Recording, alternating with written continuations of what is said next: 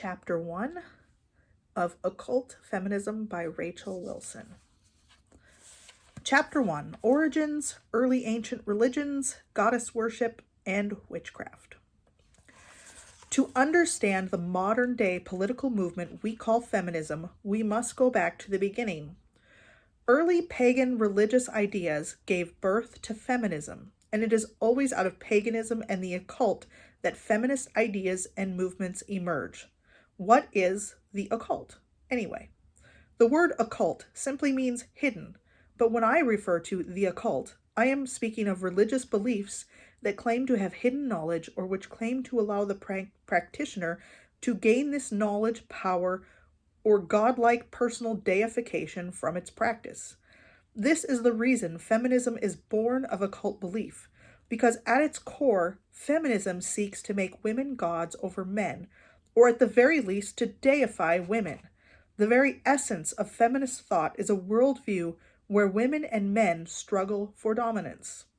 This is the Hegelian master-slave dialectic, and it defines the feminist struggle no matter how feminists want to convince us that it's about equality. Feminism in various forms has appeared throughout human history. It is only modern technological advancements, however, that have made it possible for feminism to become the dominant, accepted political ideology governing society as it does now. More on this later, but for now, let's explore the origins of feminism found in the world's oldest religions. Goddess worship was once part of many of the world's oldest religions. You can find elements of goddess worship in Hinduism, Tibetan Buddhism, ancient Egypt, Greece, and Rome, as well as in Jewish mysticism and paganism, among others. These goddess figures represent everything from love, creation, and motherhood to sensuality, war, and death. Goddess worship is seeing a huge revival in accordance with the rise of modern feminism, which is why it's important to understand where these myths come from and why women in the West are reviving them in a modern era which normally thinks of such ancient myths as superstitious. Wicca and other forms of witchcraft are the fastest growing religions in the United States. This is directly due to many decades of feminist propaganda demonizing traditional religions such as Islam and Christianity as patriarchal and oppressive toward women. Christianity has been the main target of feminists due to its domination in the West. Most women buy into feminism first, having been taught in public school and university, as well as through pop culture, that the women who came before them fought a brave grassroots war against the patriarchy. They are told that it is only because of these brave women and all that they sacrificed that you even have the right to speak or put words on paper. Therefore, you have a duty to carry on this fight. Christianity is a patriarchal religion, with all things being created by God the Father rather than some earth mother goddess, which would mean that not only is patriarchy the natural and divine order of the created world, but that feminism is a battle that cannot be won against an omnipotent heavenly Father. So feminists need to find a new religion that fits their feminist worldview, and Christianity becomes an enemy and a target of destruction for more serious practitioners of witchcraft. Feminist scholars and intellectuals interested in religious systems that can replace patriarchal Christianity adore ancient goddess worship because, as I'm about to demonstrate, it is rife with vengeful female supernatural beings whose main motivation always seems to be domination of men and male gods. It makes perfect sense that the modern feminists would be drawn to tales of such powerful beings who have been fighting the patriarchy since the dawn of time. One of the oldest and most perennial goddess figures is the ancient Mesopotamian goddess Inanna, also known as Ishtar, associated with the morning star or the planet Venus. She was first worshipped in Sumeria, perhaps as early as 4000 BC, but she is still worshipped by various religious cults even now. She was worshipped as the goddess of both love, or more accurately female sexuality, and warfare, and the queen of heaven in antiquity, but among modern goddess worshippers, she seems to be primarily an icon of female sexual power and liberation. Simone de Beauvoir mentions Inanna in her famous book, The Second Sex, saying that she represents the undomesticated, unattached woman. Inanna, or Ishtar, is also a very important figure in Gardnerian Wicca, with her name appearing several times in Wiccan liturgies, chants, spells, and myths. In an ancient Sumerian poem, the god Enki establishes the order of the world, giving each of the 7 deities a domain and certain power. Inanna is unsatisfied with whatever was given to her, and Enki dismisses her. She challenges him to a drinking contest and wins.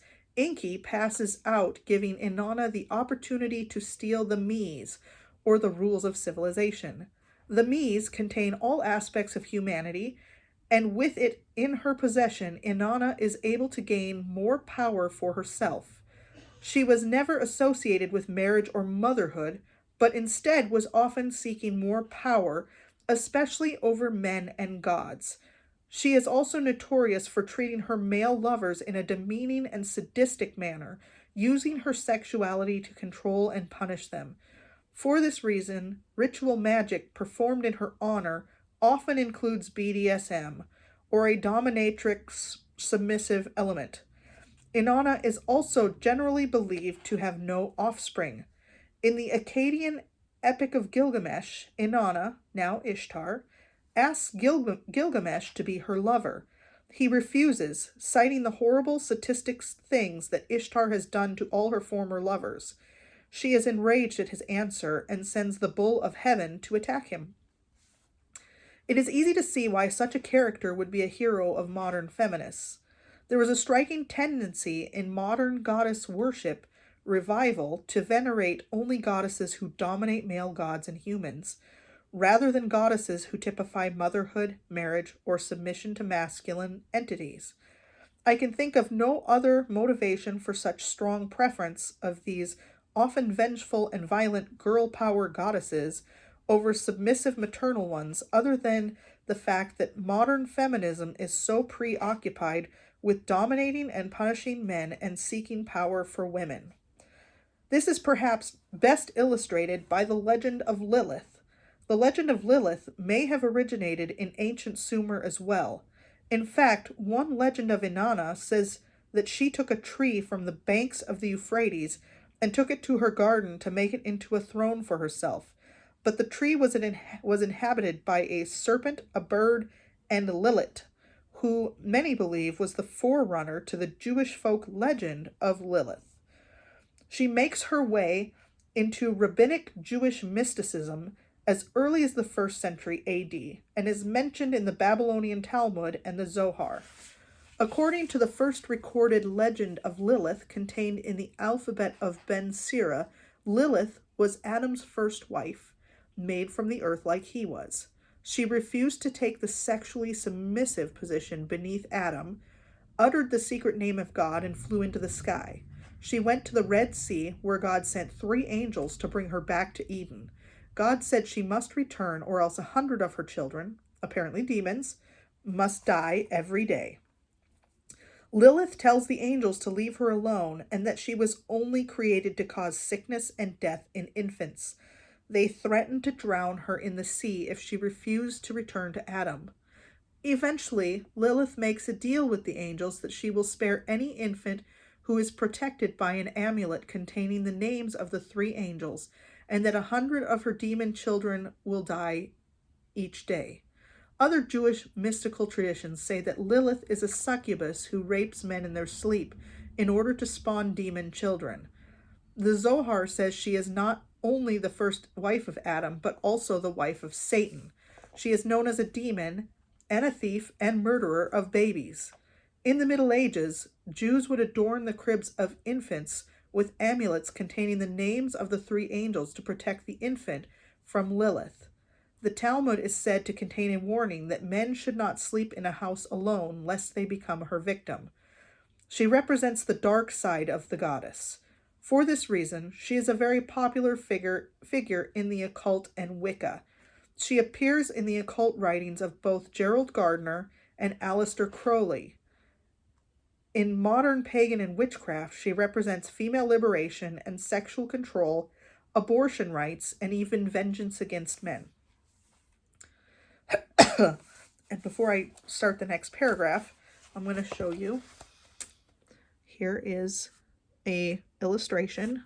This is Ms. Magazine, and it's featuring the goddess Kali with a whole bunch of arms holding stuff in those arms. Another ancient goddess who is venerated among feminists is the Hindu goddess Kali. In fact, she was featured on the very first preview issue of Ms. Magazine in spring of 1972. At first, she seemed to me like a very odd choice for the debut cover of a women's magazine in the early 1970s, which was marketed to housewives, but considering everything I have learned about the true nature and goal of feminists from this period, she is the perfect choice. Kali is the Dark Mother and the feminine fullness of time, representing sexuality, creation, death, and destruction. Are you noticing a pattern here yet? She first appears in Hindu religion sometime around 600 AD as an angry, bloodthirsty reaper of warriors on a battlefield. She is portrayed as having anywhere from 4 to 10 arms, usually holding swords and severed men's heads. She also wears a garland of severed men's heads around her neck and a belt of severed human arms around her waist.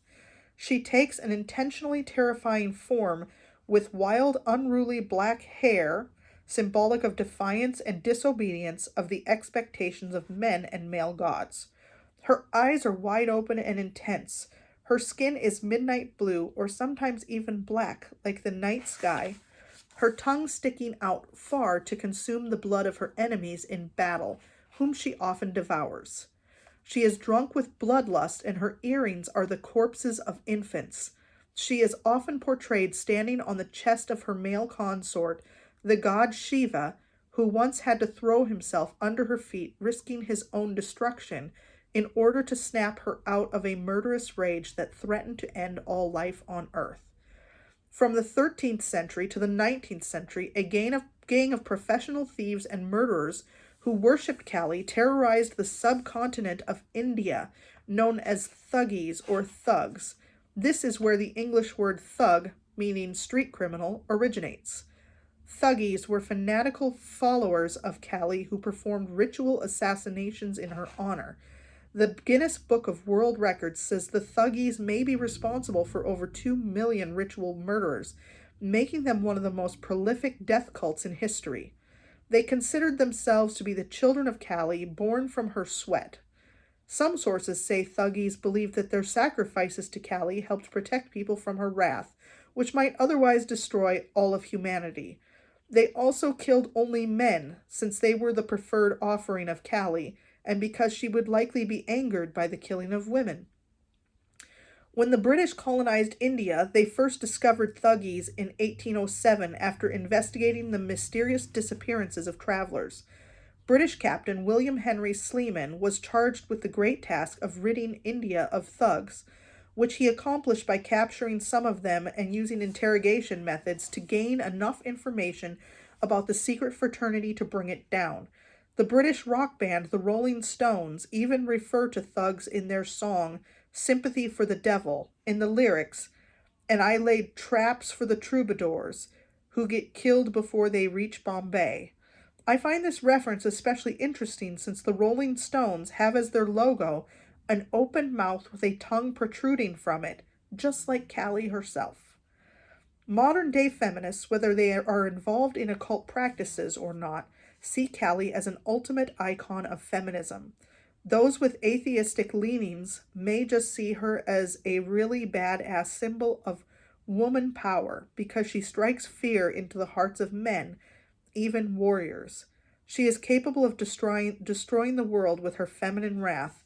What could be cooler than that to a young, rebellious feminist who sees history as a struggle for power between men and women? Women, as beings of intuition and emotion, tend to get drawn into occult practice with great ease. It may start with no religious intention, or even as an interest for a woman who is put off by traditional religion to start reading about occult figures and icons. Occult practices based in nature worship may seem especially benign to even the staunchest atheist, almost like a general sense of appreciation for nature rather than any sort of mysterious dabbling in the dark arts. This seems to be the most common path for modern feminists to start occult practices. Kali's colorful, enticing mythos is an easy starter for young women trying to feel power and in control of their own lives. Folklore says that people with long, pointy tongues may be touched by Kali or called to her and may consider themselves under her protection. Kali symbolizes liberation and female wrath at any attempt to be tamed by men. Knowing this, I wonder if it is any coincidence that so many famous feminist pop icons such as Miley Cyrus, Cardi B, Katy Perry, and Beyoncé are so often seen sticking their tongues out, even on album covers and in huge televised performances such as award shows and Super Bowl halftime performances, which are so incredibly rich with other occult symbolism. The now infamous award-winning hip-hop woman power anthem by Cardi B and Megan Thee Stallion, WAP, which apparently stands for, pardon the vulgarity, wet-ass pussy, includes so much occult symbolism in the music video and even in the song's promotional photo that I could write a short book on that alone. But for the sake of brevity, I'll just use the promotional photo for the single to demonstrate ancient pagan symbolism being used by feminist pop stars.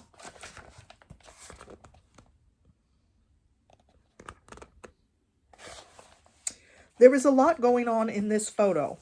This looks like an homage to the Roman god Janus, pictured above, or perhaps the twins of Gemini. Even the hair, which is woven together, looks very similar in style to Roman statues. Of course, the tongues are out in reference to Kali. The two women are mirroring each other, which is a very popular occult concept. Mirrors are used in divination, telling the future, or scrying. Almost everyone has heard of magic mirrors, like the one in the fairy tale Snow White. Mirrors have been used in occult magic since ancient Egypt, but mirror images can represent dualism, inversion, or in the case of Janus, seeing the past and the future. Their eyes are closed, which could be a reference to secrets, hidden meanings, or even the god of dreams, Morpheus. Now, do these pop stars know exactly what it is that they are doing here? It's hard to say. Some may, others may not. But in case you think that all this silly ancient goddess worship stuff is laughable nonsense that you would never take seriously, you must understand that there are a great many people today who do take it very seriously. Even in the age of technological advancement and scientific skepticism, people still need something to believe in. They still need a system of values and beliefs under which to operate. For radical feminists, some form of pagan witchcraft is a natural fit. This is an incredible revival of paganism and witchcraft. There is an incredible revival of paganism and witchcraft happening in the United States and parts of Europe right now. There is a lot of confusion about what witchcraft is. You might think of bubbling cauldrons, pointy hats, and long robes. While these things are present in modern-day witchcraft, it is far more common for practitioners of modern witchcraft to have normal 9-to-5 jobs and look like anyone else who walks down the street. Witchcraft falls into the category of pagan religions, which are part of a larger umbrella of the occult.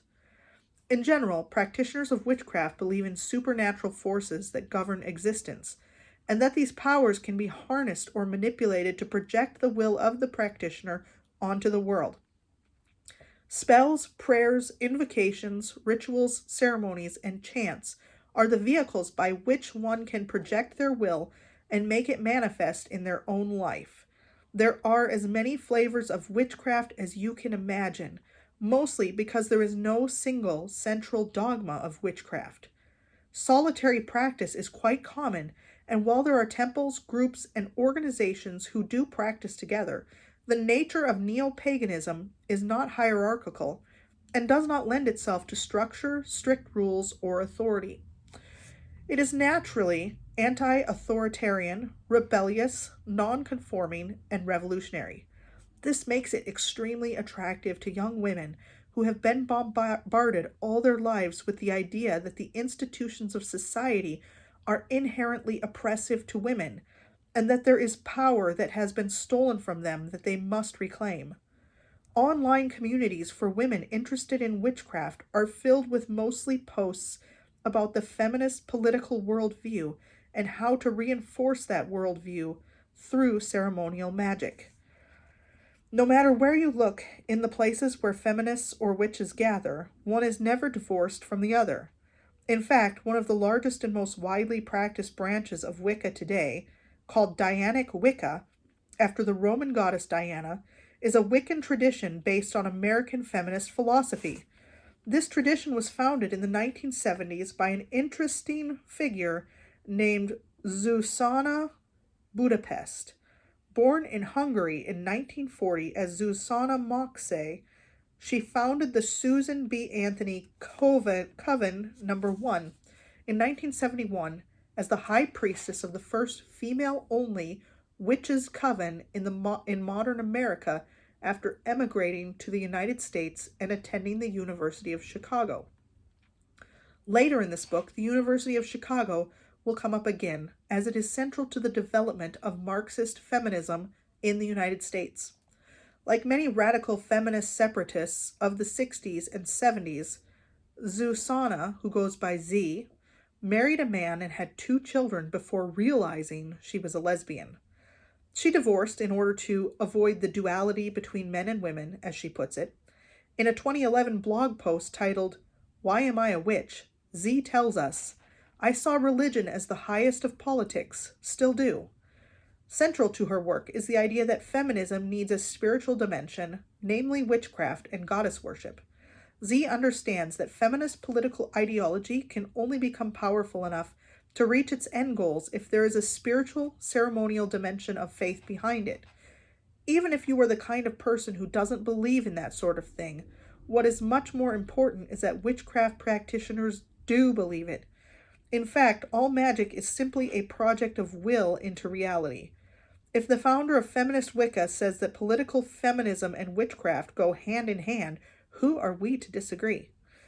While this particular form of goddess worship and witchcraft is new, it is essentially a modern rehashing of the same pagan goddess worship that has been with us since the beginning of civilization. Feminism is simply the political arm of this ancient religion. With this in mind, let's follow the dark feminine spirit from ancient goddess worship in the cradle of civilization to medieval Europe, where witchcraft meets medieval Christianity. That is the end of chapter 1.